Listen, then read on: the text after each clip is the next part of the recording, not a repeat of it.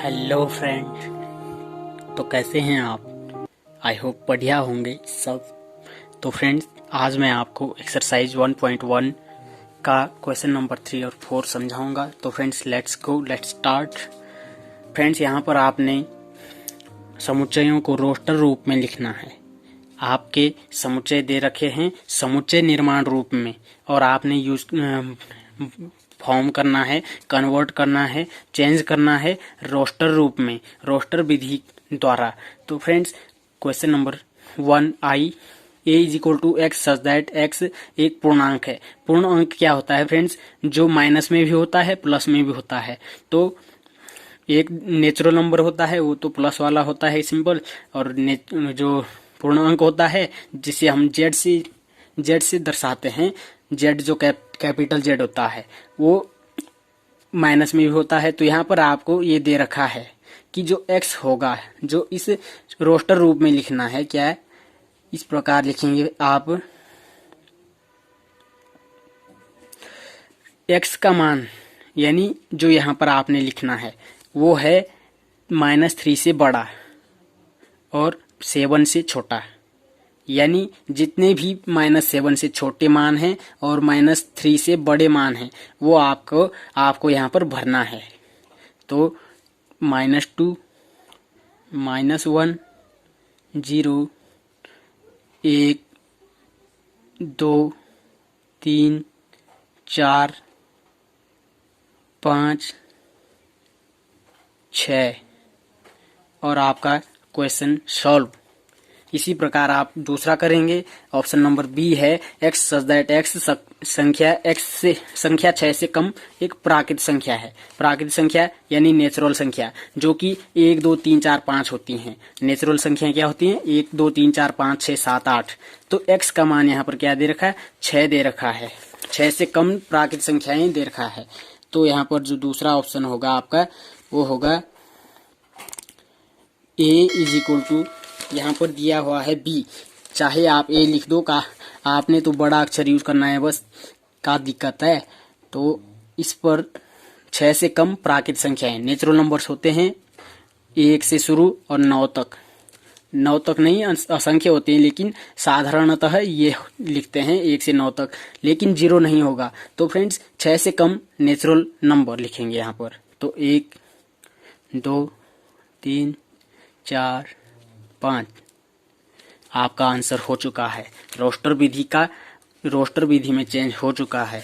Question number 3 C is equal to X such that X दो अंकों की एक ऐसी संख्या है जिसके अंकों का योगफल 8 है। तो फ्रेंड्स, अंकों का योगफल 8 है, जैसे कि आपका तीसरा ऑप्शन था, ये सी है। ये लिखो, आप जो चाहे लिख सकते हो। 1 और 7, ये 17 जो है, इसके अंकों का योग कितना है? 8 है। वैसे ही आपका ये है, इसके अंकों का योग कितना है? 8। तो इस प्रकार से आपने समुच्चय लिखना है। यहाँ तो 1 लिखा, यहाँ 17 लिखा, 71 लिखा, लेकिन इनका जो पहचान दे रखी थी भाई, आपको समुच्चय निर्माण रूप में पहचान दे रखी थी कि अंकों का योगफल 8 है। तो इस प्रकार अंकों का योगफल 8 है। आप 2 और 6, या फिर 6 और 2, 3 और 5, यहाँ पर कॉमा नहीं लगाएंगे, कॉमा यहाँ पर लगेगा 62, 35। ठीक इसी प्रकार आपका लगेगा 4 और 4, कॉमा नहीं, 4, 4। यहाँ पर आप एक चीज भूल रहे हैं, 5, 3। आप नहीं, बल्कि मैं भूल रहा हूँ। 5, 3 के भी यानी 53 के अंकों का योग भी 8 है। तो इस प्रकार आपका आंसर हो जाएगा। तो फ्रेंड्स, नेक्स्ट है आपका D is equal to X such that X एक अभाज्य संख्या है जो संख्या 60 की भाजक है। जो एक्स संख्याएं वह संख्याएं होंगी, एक्स का मान जो होगा रोस्टर रूप में, जो कोष्टक के अंदर आएगा, वो आएगा कि जो अभाज्य हैं और 60 में उनका भाग जाता है पूरा। कुछ ऐसी संख्याएं होती हैं, जैसे कि 2 का भाग जाता है, और 2 अभाज्य संख्या है तो वो भी आएगा उसके अंदर। 3 अभाज्य संख्या है तो वो भी आएगा। तो 60 में किस किस का भाग जाता है? 3 और 2 का और 5 का। 7 का नहीं जाएगा, इसके बाद किसी का भी नहीं जाएगा जो अभाज्य संख्याएं हैं। अभाज्य संख्या होनी चाहिए और 60 में भाग भी जाना चाहिए। अब इसके अलावा आपकी जो ऐसी संख्याएं नहीं हैं जो अभाज्य होंगी और 60 में उनका भाग जाएगा, चाहे आप चेक कर सकते हैं, देख सकते हैं। तो इसका आंसर क्या होगा? 2, 3, 5। आसान था, सिंपल है। ठीक इसी प्रकार आपका अगला जो है इज इक्वल टू ट्रिगोनोमेट्री शब्द के सभी अक्षरों का समुच्चय लिखिए।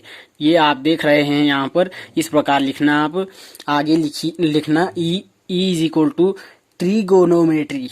तो यहाँ पर हमने लिखा हुआ है, तो आपने डबल बार एक ही अक्षर को यूज नहीं करना है। सभी अक्षरों का समुच्चय बोला हुआ है तो वो एक बार यूज करना। आर भी आप एक बार यूज करना क्योंकि 2 दे रखे हैं। और दूसरा जो है यहाँ पर टी है 2 बार, टी भी एक ही बार लिखना है, जैसे कि यहाँ पर TRIGONMEY।